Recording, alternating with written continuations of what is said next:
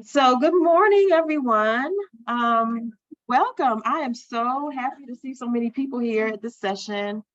This is really great. My name is Deanna Parker. I'm the Director of Community Network Supports at DBHDS in the Division of Developmental Services. Come on, we're just getting started. Have a seat. Welcome. In my office, we work with people with DD, and we oversee programs for folks who don't have formal services. So maybe they're on the waiting list, for some reason they're not eligible for services. And we also work across the agency to identify people who have a waiver and they're having difficulty accessing services, or for some reason they're not working as well as they should, and we try to resolve them that way. And so today I'm here to talk to you about shared living. Oops. So one of the things that I want to make sure that you all understand, not that one yet, is that shared living, come on, have a seat. Wait till she sits down. Shared living is a waiver service, okay? So in case you're not aware. So in order to receive shared living, you have to be enrolled in one of the 3 DD waiver programs operated by the state. So either the Building Independence, the Family and Individual Supports, or the Community Living Waiver, okay? And you also have to be authorized to receive shared living. So because we are going to be referring to a few concepts and terms that relate to the waivers, and maybe you all don't know about that, I'll do my best during the presentation to explain some of those. And if I'm using terms that you don't understand, I really try not to, then please ask me to explain it, and I'll do my best to do that, okay? So there'll be 3 parts to this presentation. The first part is really just an overview of the rules for shared living. So based on the regulations, what you can and can't do. The second part is we have a provider here who is going to talk to you about her perspective in shared living. Sandra Ward, she's the Director of DD Waiver Services for Dominion Care, and Pendle Gray-Wisnet, who is a parent. And she has, and I'll let you introduce yourself if you choose to, a caregiver of an adult who is receiving the shared living service. Okay. All right, so to tell you a little bit about the vision, I'm a walker, so I'm gonna go ahead and walk with my notes, keep me on track. I have to tell you a little bit about myself. I don't know if you skim my bio, but I'm a parent. I have a 25-year-old with a developmental disability, has autism, and he's on the DD waivers waiting list like me. Many of you are also.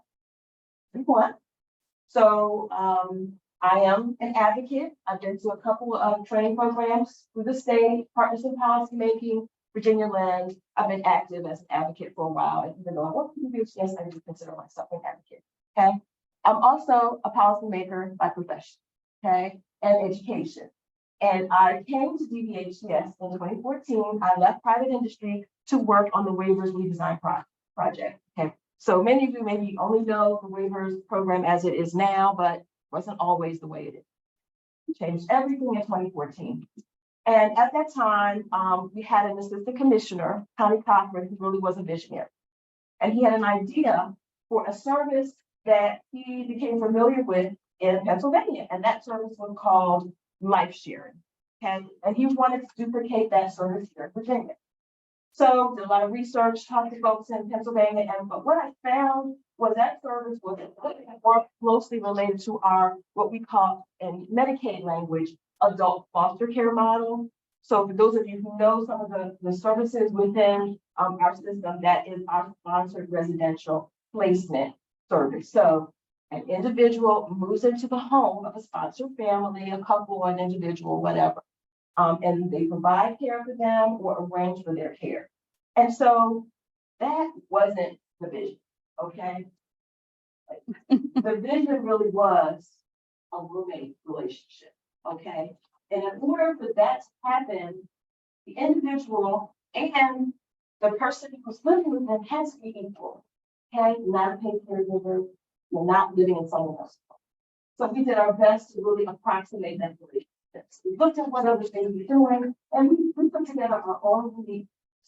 And to my knowledge, we are the only state that's operating a program that works like this. Okay, so we did a pilot. Dominion was one of our pilot providers. We had a CSP who was Hampton, Newport News, and a family of an individual who's interested in the service.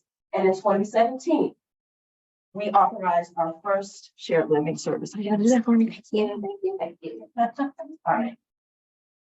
So, I'm gonna get a read from who is here. Parents. Okay, great. Providers. Self-advocates. So that too. Okay, I will talk to you guys. Okay. Oh. Even better. Even better. I'm gonna talk to you. So get your mic up. Okay, so we talked about shared living as a waiver service, right? And even though we designed it to be as flexible as possible to accommodate a lot of different unique living situations, it's still a waiver service, and we have to follow waiver rules. Okay, so I'm going to go through all the waiver rules so you know what is and is not part of it. Okay, so the premise is you live with someone, a roommate, okay, and they provide you with agreed upon limited supports, and I'll talk about all of this and what that means to you. And in exchange, that roommate receives room and board, so rent, food, and utilities paid for by Medicaid. Okay. They both have to be of age, have to be 18 or older. Okay. Your roommate can be your sister, your brother, your friend, cousin, etc., but it can't be someone legally responsible. Not a mom, dad, stepdad, adopted parent, grandparent, spouse, or legally responsible person. Okay. Shared living is between two people, one roommate and you. All right. And you have to have another waiver service in addition to shared living. So it's not a standalone service. And I'll explain to you why that is. Okay. Now you must be the primary leaseholder. Your name must be on the lease. Okay. And we talked before about the relationship between the individual as you and the roommate. And the important thing that I want you to remember about this service is that the roommate is not a paid caregiver. Okay, they are not responsible for you. So they're not expected to be teaching you skill building and all of that. Okay, and that's why we have this as a service that's not standalone, because someone else will be coming in. If you need that specific level of caregiving, someone else in another service is going to be providing that for you. Okay. And your roommate will probably have a life of their own, maybe a job. Okay, and that's fine, but they cannot be paid to provide you with another service. Okay, you want to make sure that we're keeping that power dynamic equal between the two. Let me go to this one. Okay, so your DD waiver provider, your shared living provider is really important. Question? Yes. What is the cap on the rent? I'm going to get to all of that. Okay, I promise you. I'm going to get to all of that. Okay. So your DD waiver provider, your shared living agency provider is really critical to this service, because they're going to help set you up with the service and support you while you're in the service. Okay. And so some of the things that they're going to be doing is make sure that you and your roommate are matched well. Okay. They are going to make sure that this is your choice. It's not something someone pushed you into. Okay. That this is something that you want and you agree to participate in. There's training that is required. It's a Medicaid rule. It's laid out in our regulations, but there also might be training that you want your roommate to have, right? And so the provider will make sure that that roommate has that training as well. Okay. There's a support agreement that's prepared. The provider will sit down with you and your roommate, and you all will agree with what you and that roommate do together and the supports that are going to be provided. Okay. The shared living provider handles all the billing, okay? And they are the pass-through agency, and then they send the reimbursement to you on behalf of your roommate. And we'll explain why that has to happen, but that is specifically the way it needs to happen for this particular service, okay? And then the provider agency receives a fee for the service, okay? So shared living is a service that does require a backup plan. And for this particular service, the backup is going to be family or friends. And that's going to be documented in the support. Okay. However, if for some reason the prearranged backup support family, so the family has a conflict and they cannot be the support for that person. Then we can, on a case-by-case basis, authorize more services or different services temporarily until either the family comes back or the roommate comes back. Okay. So what is the benefit of shared living, right? Know what the roommate is getting, what do you get? So primarily fellowship and companionship, okay? Someone to share a life with and do things together, right? All of these things are things that can be included in the support agreement, shared living, right? And they can be customized to what you guys like to do together, all right? Social emotional support, enhanced feeling of security. So someone to help you feel safe and comfortable in your home, right? And then maybe at some point in the future, you feel like you can live on your own and not need. Okay. Now, it is a wage of service. So there is some amount of personal support that you can get from the roommate. Okay? It's limited to 20%. All right. And so that personal support is in the areas of activities of daily living or instrumental activities of daily living. Fancy Medicaid words, but they're basically personal help in different areas. And it's going to be very specific to what you need and what that roommate agrees to provide to you. Now, very important, if when support coordinator and the provider get together and the plan and it looks like, wow, they're giving a whole lot more than 20%, okay, then we need to have a discussion.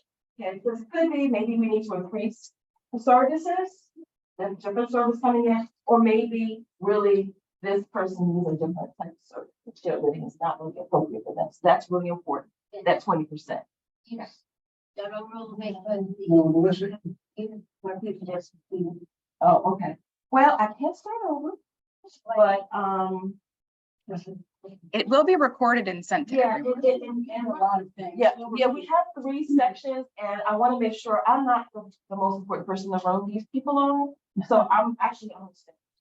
And then if you have any questions, I promise I will go back and I will answer them, and I'll make myself available. Okay. All right. So there are certain services that work together. Okay. And so since shared living is not a standalone service, you have to have at least one other service. These are the services that go with shared living. Okay. But what service you actually can get is going to depend on the waiver, the type of waiver that you're enrolled in. Okay. And your individual support needs. So it's going to be very specific to you. Okay. I won't go through all of these because that could be a mini session in itself. But if you have a question about any of these services, come to me and we'll talk about it. We also have other people in the room that can talk about them. Okay. I like your okay, here we go. What everybody wants to know about remote reimbursement. Everybody try to Yeah. Make sure you get my good side if I'm in the picture. Handout's gonna be on the website, so yes, and I can send them. I can send this to anyone who for wants everybody it. to take a Yeah. picture. It's a lot. At the end, we have our contact information for you. Okay, so let's talk about the money. All right. So there's a lot of information in this slide, but I'm going to do my best to kind of break it down to the most important pieces. There is a maximum reimbursement, okay? And the reimbursement is up to half of your rent, the rent you actually pay, right? So if you have rental assistance or something else, you've got a little subsidy, you're not paying the whole rent, but it's half of what you're paying, okay? And the reimbursement, so how we determine the maximum is based on where you live, okay? So we call that rest of state, okay? Going to Virginia and then the rest of state. But anyway, Richmond is rest of state, okay? So the maximum reimbursement is up to $633 a month for the roommates portion, okay? For Northern Virginia, it's going to be $882.50, okay? Now, again, there is an allowance for utilities. All right, so that is going to be up to $100 a month, okay, for the roommates portion if utilities are not included in the lease. In addition to. Yes, and we will be looking at the lease. So if the lease says utilities are included, the roommate would not get access to that. Up to $100, okay, is that clear? Yes. And There's flat fee for internet, $25 a month for the roommate, up to $250 a month for food. All right. Now, rental assistance. In many cases, individuals will have to come to the service through rental assistance because rent's crazy right now, right? And again, the service is flexible enough to be designed to use with any type of living situation, even people who may like have a home, right? So if someone comes with rental assistance, a housing voucher, state rental assistance program, our SRAP program, they are going to only get internet service and food. And that is because the housing subsidy includes the entire unit, okay? So that's gonna cover the 2-bedroom and utilities. So the roommate's still getting the benefit, it's just coming from a different funding source, right? Okay, I'm gonna talk about the provider reimbursement. I'm sure you guys want to know. So the provider also gets paid based on where the individual lives.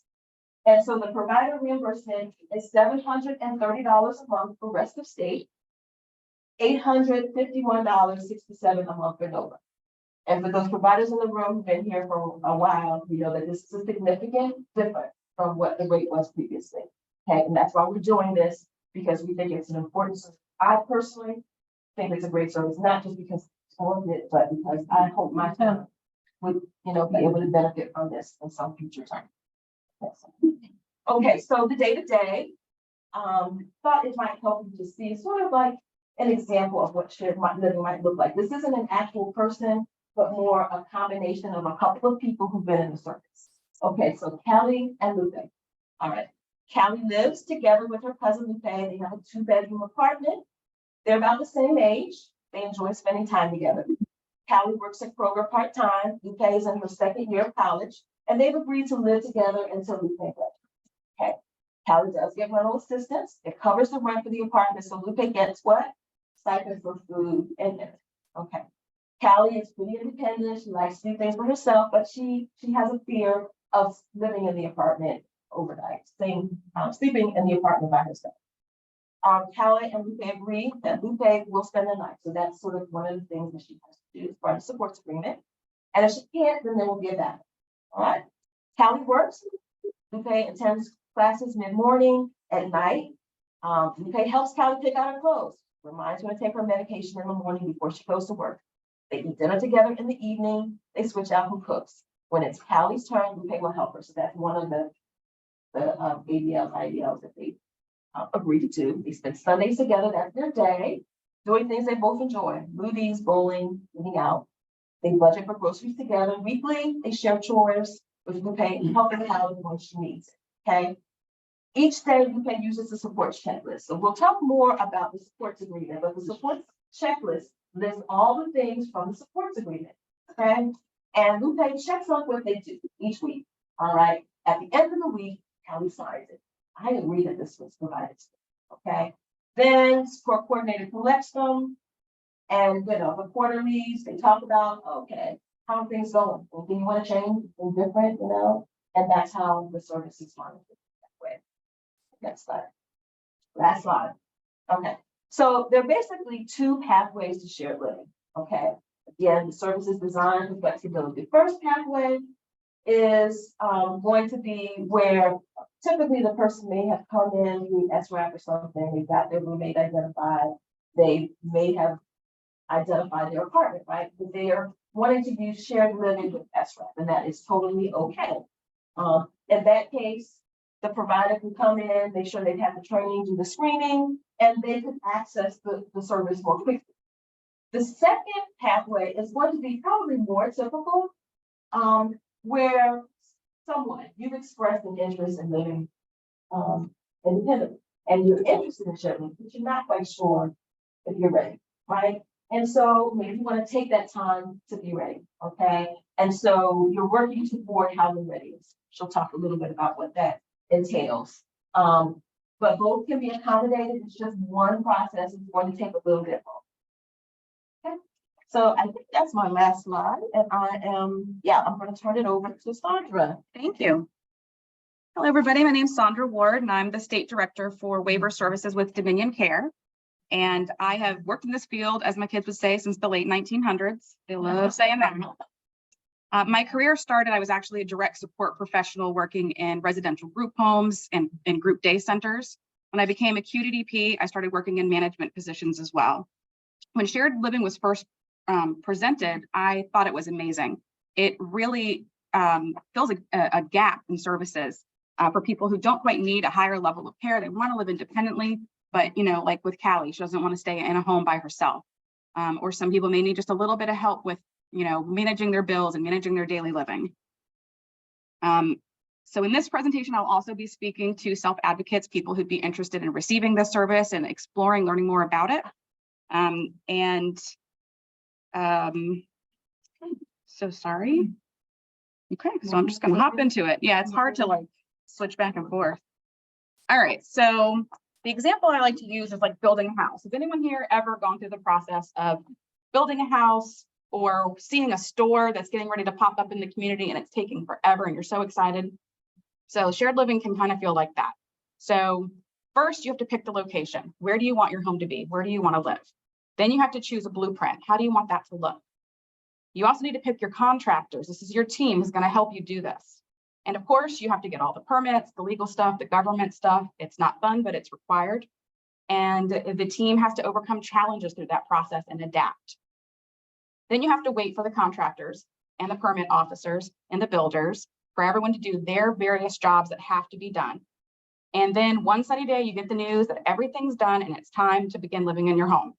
So building a house is not a fast process. It takes a lot of different people who have different jobs that they have to complete for that to happen. But once the work is done, you get to enjoy the result of that hard work and that patience. The process of starting shared living can feel a little bit like that. There's a lot of different people involved in the process. There's paperwork involved more so than other services because there is that lease, the utilities, all those different components that have to be looked at. But once all that's done, it's pretty smooth sailing. Next. Yeah, that's fine. So how to get started? Like with almost any other service, first you tell your support coordinator and your trusted people in your circle, this is something that you're interested in. Your support coordinator, you might call them your case manager or caseworker. And then you all work together to make sure that you're going to achieve housing readiness. So you're going to work with your support coordinator on some goals, such as learning to budget, making sure your credit is good, and different things like that. Because when you get into a lease, they're going to look at all of those things just like anyone else. Then when you're ready, your support coordinator will connect you with a provider. That's where I come in. The provider is the agency that will help you through that process and make sure that the roommate is ready too, and make sure that you get that payment. So if you need help paying rent, you would talk to your support coordinator about rental assistance. They would help you complete that application if needed and connect you with Public Housing Authority, who will also screen your roommate. Once a provider is found, you'll have an initial meeting. I always like to meet first to explain this. This is such a different service and there's so many different pieces to this, that first meeting, I'm not only explaining it to you and your family, I'm explaining it to the support coordinator too, because this is such a new and different type of service. If you already have your own place, that's great. That's a little bit easier to get it going. If you don't, that's going to be part of the process of finding your own apartment. If you don't have your own place yet, that's okay too. You can start working toward achieving housing readiness and beginning shared living. Once you find where you'll live, then you have to pick your roommate. Your roommate can be a sister, brother, cousin, aunt, uncle, friend, coworker, someone that you met at school or church. It can be a person you met at Starbucks and you guys hit it off and became friends and you want to be roomies. The who is mostly up to you. Why mostly? Well, they have to pass a background check and they have to pass what I call the vibe check. And we'll get into that a little bit more later when we talk about my responsibilities. They cannot be a parent, a spouse, or anyone who has legal responsibility, such as legal guardian or power of attorney. So your family, your friends, even a provider of services can help you find a roommate. So say you're already receiving services, you can build that into your support plan, that service provider is helping you with these pieces of the puzzle. Okay, next slide. All right, what can you expect? You can expect to be asked a lot of questions and to be making some big decisions. They're going to ask you about where you want to live. What area of the community do you want to live in? What can you afford? What do you need from your roommate? And what do you want and not want in the service? You can expect to be asked for quite a bit of paperwork. To get payment adjusted correctly, you'll have to provide the lease of where you'll be staying, maybe some utility bills if you already have some. If your roommate gets SNAP benefits, they may want to see what that number is. That'll impact that food stipend a bit. And of course, all the other typical paperwork you already know you have to do for any service. You can expect to attend at least a few meetings. I tell people to expect at least 3. These meetings will go over the paperwork, the agreements, the lease, the schedule, the payment process, all of the things. It is a lot. So the more we talk about it before it gets started, the better off everybody is. You can expect your roommate to need to do a few things too. They have training they have to attend, paperwork that they have to do to prove their identity and make sure they're not wanted by the FBI or anything. They need to be taught how to do the documentation that I need in order to submit that billing. What I always recommend is as soon as you have an idea of who you would like your roommate to be, start right then. Don't wait until you found the apartment and are trying to add them to the lease. Because if you add them to the lease and I run a background check and they don't pass it, we're starting way back at square one. The background check can take 4 to 8 weeks to get the results. Okay. And you can expect to be patient and do some waiting. No problem. All right, let's talk about my responsibilities as the provider, any provider's responsibility. Once all the initial work is done, the service has started. The provider has other responsibilities they'll continue to do. They'll check in with you and your support coordinator to make sure the service is working well for you and your roommate. They'll also check in with you and the roommate every so often to make sure things are going well and support with any conflict resolution. They will remind the roommate of their responsibilities, their weekly paperwork, and what they agreed to do in the support agreement that they made with you. And the provider will help everyone agree to any changes needed in that agreement or schedule. Say you or your roommate get a new job, that's going to change the schedule you agree to. And that's completely okay. We just want to update that support agreement. Next slide. The support agreement. We have mentioned it so many times. Now we're going to talk about what that is and isn't. The support agreement is really a discussion between you and your roommate that the provider is going to help you guys create. This is where what's important to you and what's important to the roommate gets to be discussed. It can be things such as if you can't stand if someone wears shoes in your house, you're going to want to let them know that. We're trying to avoid upsetting each other accidentally. Maybe the roommate is allergic to air fresheners, but you love them. You guys are going to want to talk about that. When will the roommate go on vacation? When will you go on vacation? How much of a heads up do you want if they're going to be gone overnight? Agreements about visitors and overnight guests. What about the TV volume or if you want a nightlight in the hallway? It's important to discuss how to live in the same space together without accidentally upsetting each other. It's also where we talk about what supports you want from the roommate and what supports you don't want from the roommate. Some of the common supports are cooking together, meal planning, shopping, hanging out, going places, dealing with relationships, cleaning up the house, dealing with maintenance issues in the home. You'll notice that a lot of personal care and other areas of like intimate care and daily living aren't listed. Your roommate is your roommate, and we try to keep the line between roommate and caregiver very clear. To keep that relationship from becoming one of a caregiver, the roommate would not be providing those types of supports, and that's why you would get an additional support. Shared living is not a standalone service. That means you do have to have a second service that you're using. The service could meet those personal care and other ADL, IADL needs that the roommate isn't providing.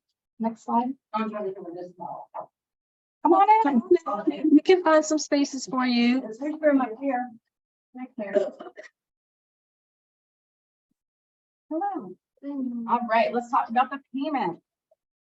As Deanna explained, the shared living service payment is going to be different for each person based on the amount of their rent, whether or not utilities are included, whether or not the roommate has SNAP benefits, and other things too.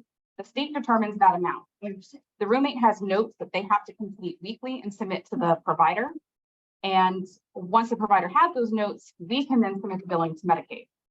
The provider makes sure the payment is sent to you or whoever you have chosen to manage your money. It is then your responsibility or the person that you've given that job to pay the bills or the roommate or whatever arrangement you have worked out. The provider has no say over how you do that. How you want to do that can be added to your support agreement so everyone knows what the plan is. So to recap, the provider gets the notes from the roommate. We send it to Medicaid. Medicaid eventually pays the provider. The provider then sends payment to you. That's a few steps to get that payment into your hands. That means this can cause a delay. A lot of times rent's due by the 5th. That Medicaid reimbursement might not be to you by that point. Some providers will pay you in advance so that you can manage your rent. Others will not. And that's something that you need to ask about, know about, and have a plan for. Next slide. Let's talk about your responsibilities. As I said before, be patient. Getting this started can take a bit of time. Remember, your roommate is not an employee of you, not an employee of the state, and definitely not an employee of the provider. That means if they're choosing not to do the training, they're not turning in their notes or showing up for meetings, the only thing the provider can do is remind them and let you know. And so you may need to help the provider in keeping your roommate on track. Your responsibility is to turn in all those requested documents as quickly as you can. We often can't move forward with things until we have everything that we need. Make sure your payment for rent, bills, and whatever you're giving to the roommate, that food stipend, etc., are handled. And this is very important. Know your rights as a tenant and know the roommate's tenant rights as well. They are going to be on that lease. They have a right to live there. This is a lease agreement. You and your roommate have opted to share a space together, and both of you have to be on the lease and sign the lease. That means if you decide this person is not who you want providing any services or supports to you, it's not like a typical direct support professional where you just call the agency and say, don't send them back, I don't like them. They have a legal right to continue living there. Be open if you start to change your mind at any point in the process about the roommate, about the place you've chosen to live. Trust your gut. This is a big decision and you want to be 100% sure. Next slide. Yeah. About the rights of the responsibilities of the roommate. Are we talking notes? Taking, or we talking? It's a checklist. It is a checklist. There may be a small little narration thing, but it's not like a typical progress note kind of situation. I can show you like a sample at the end. It's very minimal and only once a week. All right, so now we're going to talk about a couple of common hiccups. As with anything in life, there can be some hiccups and some speed bumps. Part one is shared living is not yet well known, which is why we're here today, or understood by many people, which means that can add to some confusion. This is a newer, not well-known service, and everyone, your support coordinator, other providers, you are still learning about it. Some common areas of confusion is shared living doesn't always pay half the rent. If your rent is very high, it will only cover a portion up to that limit that Deanna reviewed earlier. Shared living are not housing vouchers. The provider cannot find an apartment or a roommate for you and help you, but we can't do it. It's not our apartment. It's not a person we're sending to you. The roommate is not an employee of you, the family, the state, or the provider. And the money cannot go from the provider to the roommate. It is not permitted. It has to go to you or whoever you selected. Okay, the next hiccup can be the insurance Medicaid authorization. They need a lot of information and paperwork to be provided. And sometimes what we give them isn't quite right. And that can start to feel frustrating. And that is a very valid way to feel. Just know your support coordinator, your team, and the provider are all here to help you through that. As everyone learns more about this authorization process, because I know the first one, it has gotten a lot faster. It's streamlined. People are understanding it more. And so that has gotten a lot better. It's still a lot of paperwork that they have to review. And so we have to give them time to do that. The roommate can be a hiccup. As I mentioned before, the roommate's decision is mostly up to you. The roommate has to pass a background check. That alone can take 4 to 8 weeks to get the results. The roommate might change their mind. This is a big decision for them too. And so they have the right to change their mind. The roommate might not pass the vibe check. So as we go through the process, the provider or you or a member of your support team may have reason to be concerned the roommate is not in this for the right reason. Maybe they're just looking for free rent, or there's signs that they might be exploiting someone or intend to exploit. It may be decided the provider cannot move forward with the roommate. The provider should always explain why they would not move forward, and it's your right to know and to appeal that decision. Real quick, what sorts of things would impede a background check? It is typically what would impede them from being a direct support professional. Very. And we're gonna do Acquire your friends. as well, so. And the last hiccup of course is just that wait. Remember, at the end of the waiting and work will be something pretty fantastic. So I'm going to pass this to Pendle now. Oh, It's your turn if you're ready. I was asking how much time we had because I can just feel the question in the group. And I am a parent. I'll start on the family perspective, our story. I don't know if that's where we ended up. We've gone through these slides a few times. So if you're like me as a parent, by the time you've gotten to this point, a couple days in the conference, you're completely overwhelmed. And you see all this stuff and say, sounds interesting, but there's just no way I even have the time to think about that. I'm sharing our story because I was almost forced into it. We have at this point a son who's been in it for a few years, but at that point we had a young adult on the spectrum living at home happily. Was going to J. Sargent Reynolds with the support from a program here in town. And we found out that my husband had a very large base skull brain tumor. Aww. I know, it's kind of sad, but he's okay now. So we thought we were going away for a couple of weeks. He had complications. He ended up in the hospital for a couple months. We were in Baltimore. He lost his vision, so he's blind. Like, oh, Kim was here earlier, but she might come. Yes. And so we came back. At that point, my mom moved into hospice in our home, and Reed was relegated to the role of almost a caregiver for my husband.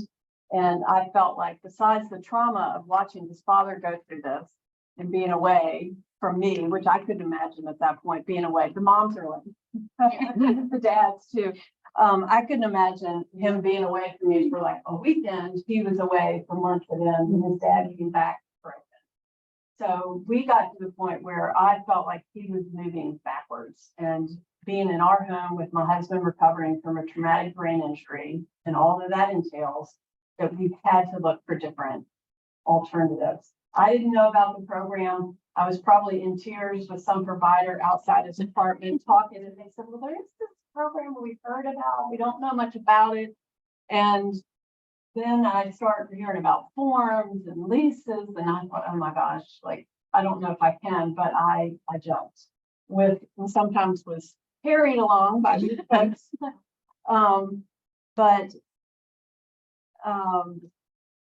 Yeah, so I was just saying, so in 2014, everything changed and we started the process.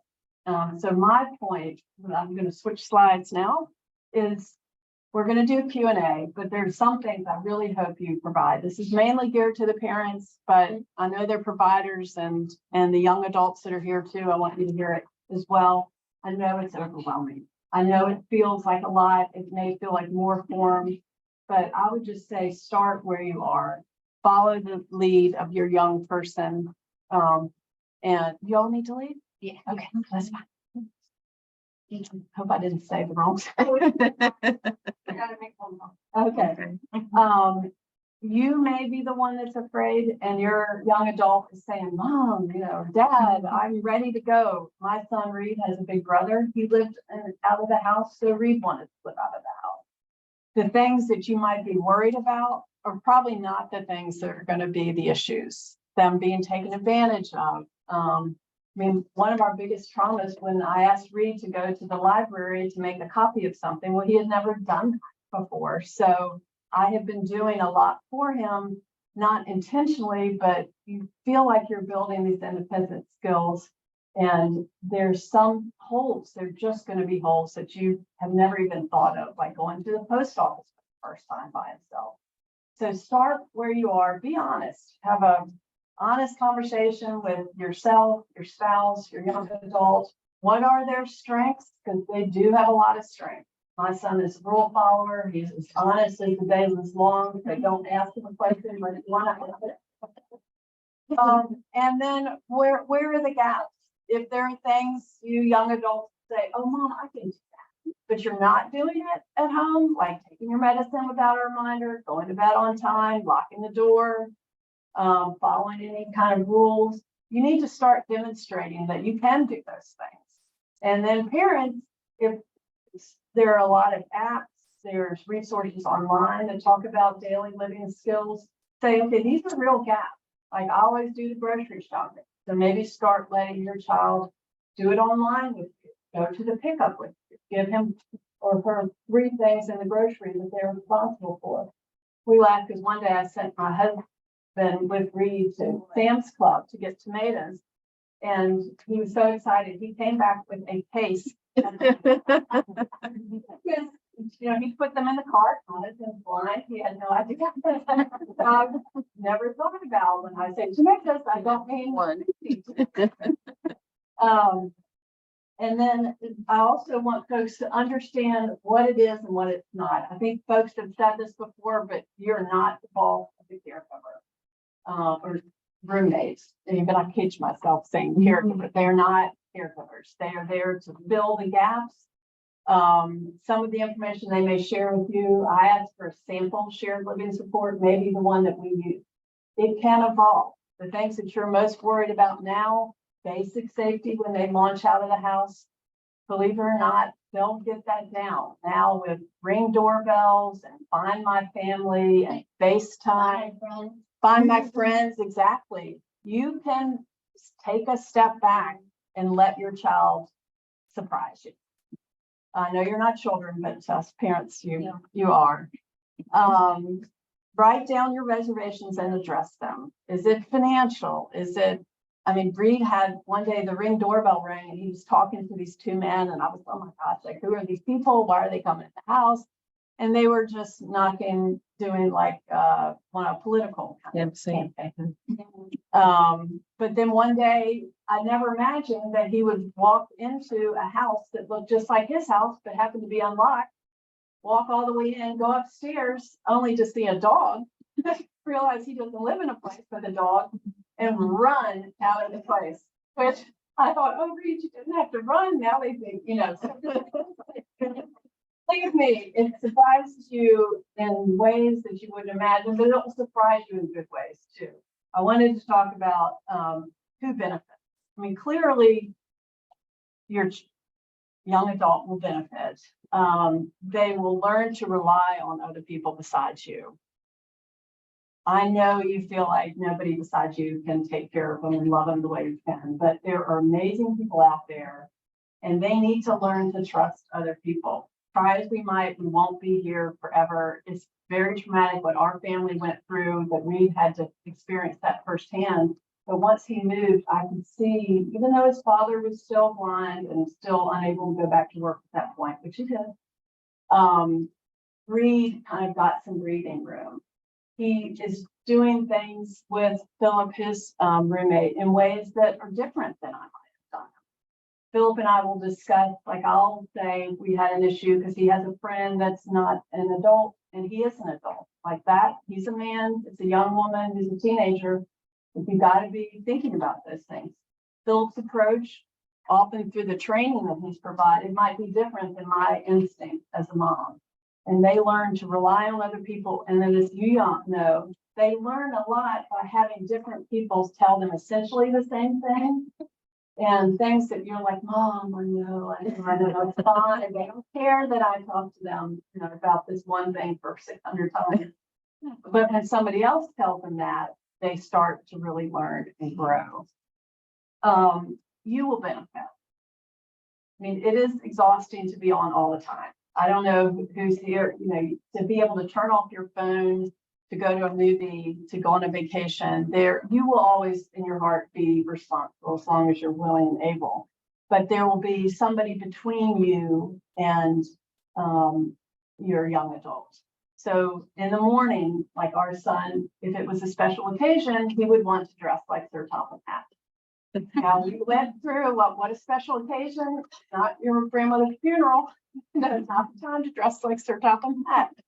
So if need be, you will get pulled in. If there's something the roommate doesn't feel equipped to, and they've reached out to, you know, train, they've reached out to try to handle it down, they will call you or text you and say, could you weigh in on this? I've tried to address this with Reed. Reed likes to check his watch in the car. Well, it was making his roommate crazy. So we addressed that, and it will evolve. The things that you start out with, now we're working on budgeting, because Reed thinks that he has a certain amount that he's fine. He doesn't understand the more complex abstract things. The roommate benefits. It's a real housing crisis. yes, this person is doing you a favor, if you will, or they're helping you and they're helping your young adult, but you're helping them as well. And I literally, I think Sandra said in Starbucks, I would talk to everybody that we were looking for a rebate. OTs, PTs, doctor's office, teachers. I emailed program coordinators like at local universities, social workers. I mean, just tell everybody, because there's somebody out there living at home that wants to move out of their home possibly, or is in a bad roommate situation. And these young adults make great roommates. And that I will say, so keep that in mind. It helps them to expand their circle. During the pandemic, they volunteered together. Reed drove one of the golf carts if you got your vaccination at one of the BDH facilities, and he volunteered with Reed. And of course, it helps you, and then it helps the community as well. They're great community members. I mean, they really are. This is how life will be at some point, whether you keep them at home the whole time or not. They will be out in a valuable part of the community. Reed gets his neighbors' mails and makes sure, nobody's packages are left and things like that. So everybody has benefited from it. Follow your young adult's lead. I have a child, but is this what he or she wants? If you just want it for them, it's not necessarily the best program for them. Because they have to be motivated to develop these skills, these sense of independence. But if you're not sure and they're not sure, I know Sandra said be 100% sure. I mean, you've been there for 3 years. It's fantastic, but it took me probably a year before I was 100% sure. I mean, maybe not, but I mean, just start the process. Put your toe in the water, start to develop those skills. It does take a while. Until you sign that lease and the person's moved in, minds can be changed, the program can be changed, and it will change once you go in too. It can evolve as your child grows or has a setback and needs to, all of a sudden you're like, okay, we need to really refocus on this issue. Let's see what else.